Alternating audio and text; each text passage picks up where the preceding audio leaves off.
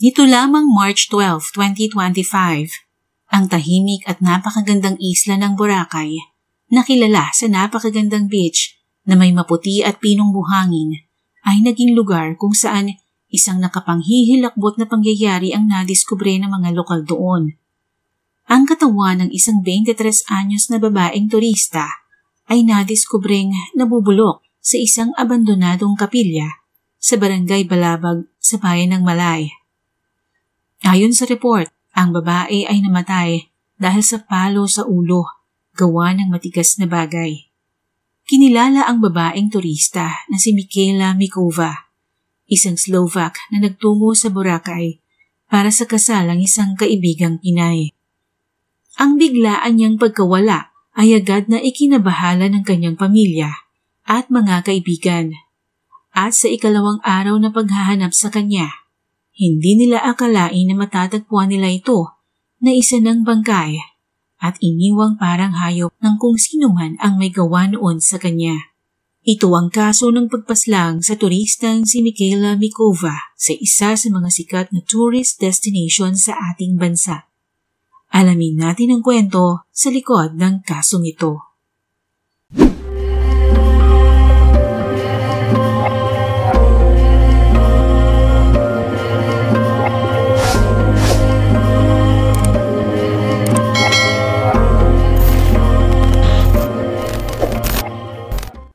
Isang nakababahalang anunsyo ang gumulantang sa lokal na pamahalaan ng Aklan tungkol sa isang babaeng turistang inireport na nawawala noong March 10, 2025. Kinilala ang 23 anyos na Slovak na si Michaela Mikova na nagtungo sa isla ng Boracay para sa kasal ng kaibigan niyang Pinay. Huli siyang nakitang buhay noong March 10, 2025 sa Boracay Island, bandang 1:00 ng hapon, na nakasuot ng kulay pulang spaghetti strap dress at green knitted hat. May taas itong 5 feet 7 inches at nasa 64 kilograms ang kanyang timbang. Ang sinumang makakapagbigay ng impormasyon sa kinaroroonan niya ay bibigyan ng 50,000 pesos na reward. Kung bakit sila nag-aalala ng husto ay dahil nga itong si Michaela ay hindi naman kabisado ang lugar at hindi rin nila ito makontak ang kanyang flight pabalik ng Slovakia. Kaya labis nila itong ipinagtaka dahil hindi siya yung tipong nalilate. Dapat kasi ay kasama niya ang nobyong Egyptian na magbakasyon sa Pilipinas. Pero hindi ito nabigyan ng tourist visa, kaya malungkot man ay napilitan si Michaela na bumiyaheng mag-isa. Subalit makalipas ang 2 araw, isang report ang natanggap ng Malay Police Station tungkol sa bangkay na nangangamoy sa isang abandonadong kapilya sa Barangay Balabag.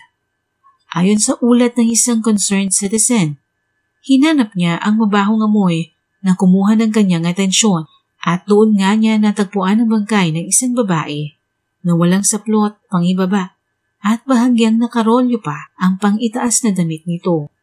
Agad niya itong inreport sa mga otoridad upang makilala ang biktima at maimbestigahan. Ang abandonadong kapilya ay sakop ng Barangay Balabag sa bayan ng Malay. Madamo ang paligid at maihahalin tulad ng lugar sa isang apocalyptic movie. Basag-basag ang mga salamin at tiles ng kapilya na tinubuan na rin ng mga nagtatayugang damo. Butas-butas at naubos na ang bubong nito at tanging frame na lamang ang natira. Mapuno at madamo ang paligid ng nasirang kapilya, tamang-tama bilang lugar na taguan ng isang krimen. Doon na nga natagpuan ng mga pulis ang kalunos-lunos na sinapit ng biktima na nasa early stage of decomposition na ang bangkay nito. Tulad nga ng inireport ng isang concerned citizen, ang biktima ay wala ng saplot sa ibaba at bahagyang nakaangat ang pang-itaas na damit nito.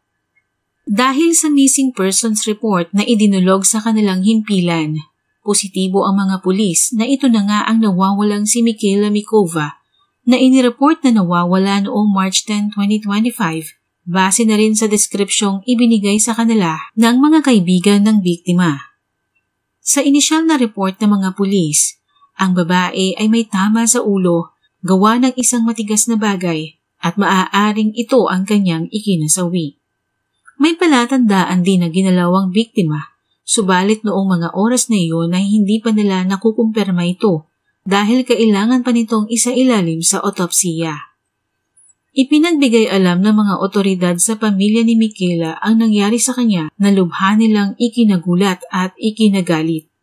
Hiningi nila ang tulong ng kapulisan para sa agarang pagresolba at pagkahuli ng mga taong may kinalaman sa sinapit ng kanilang kaanak.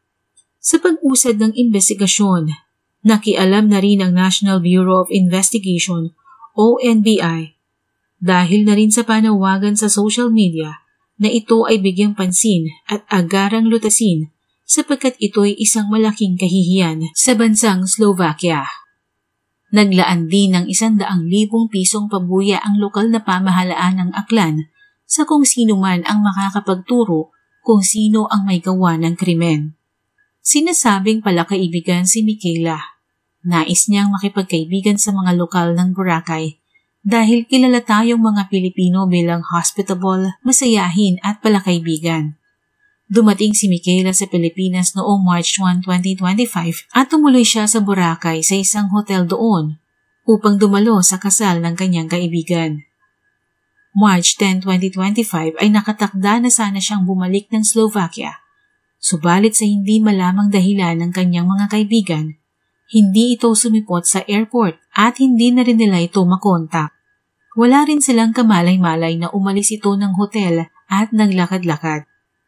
Wala siyang kamalay-malay na isa palang napakalaking pagkakamali ang ginawa niyang iyon dahil lamang sa nais niyang maglibang at i-enjoy ang ganda ng lugar, makakilala ng mga taga roon at makahanap ng bagong kaibigan. Sa hindi inaasahan ng mga otoridad, isang lalaki ang kanilang naaresto kaugnay ng paggamit ng droga na tawagin na lamang nating alias Mick, 28 anyos.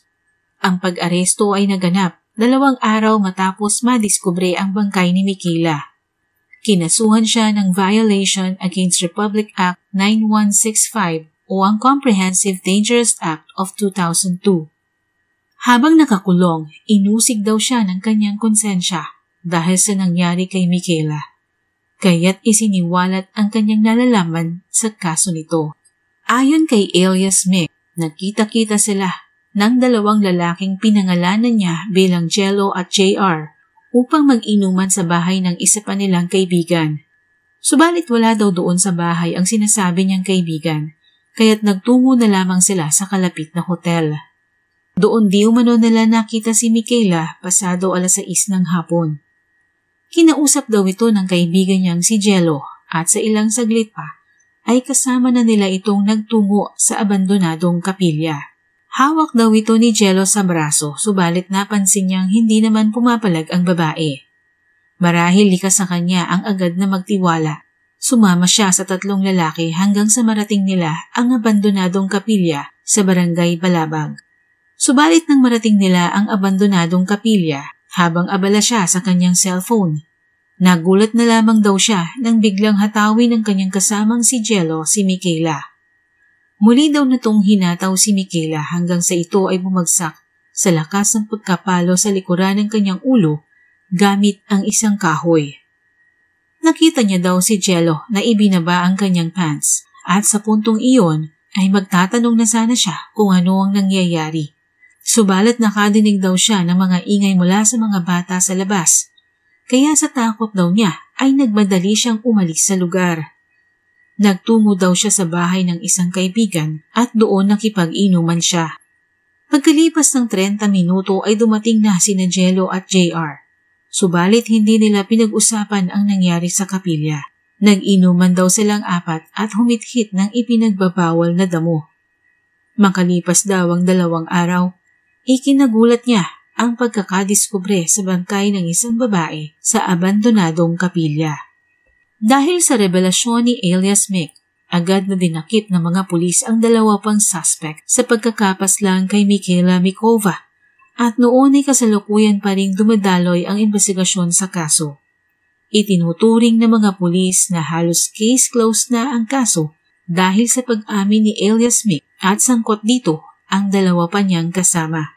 Isang patunay ang kasong ito nang walang saysay na pagpaslang sa biktimang si Michaela Mikova sa masamang naidudulot ng paggamit ng ipinagbabawal na gamot.